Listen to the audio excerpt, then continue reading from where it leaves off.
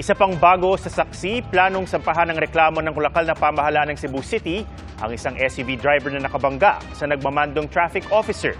Ang nahulikam na insidente sa pagsaksi, Ifemery Dumabo ng GMA Regional TV.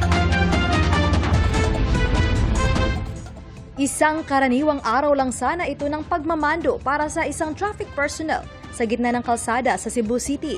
Nang dumating ang isang SUV na wala sa tamang linya, dito na suminyas ang enforcer. Pero ang SUV, nagpatuloy-tuloy lang ng takbo hanggang sa mabunggo nito ang enforcer.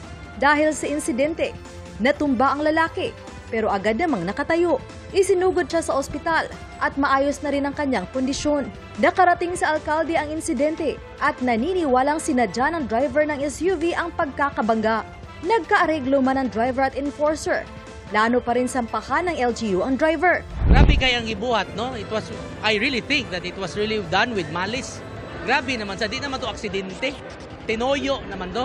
Nakatakdang makipag-ugnayan ang Cebu City Transportation Office sa tanggapan ng LTO dahil sa insidente.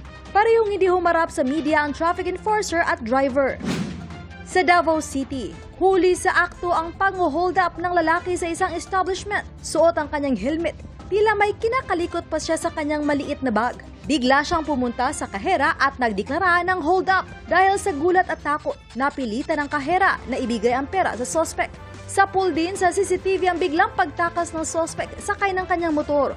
Ilan sa mga natangay ng suspect ang 10,000 pisong halaga ng gold necklace ng kahera. Nalimas din ang 50,000 piso at ang wedding ring na may halagang 18,000 pesos.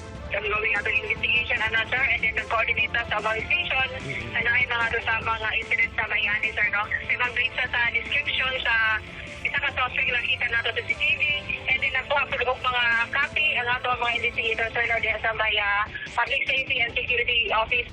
Sa ngayon, patuloy pa rin ang paghahanap ng pulisya sa suspect. Para sa GMA Integrated News, ako si Ifemery Dumabo ng GMA Regional TV, ang inyong saksi.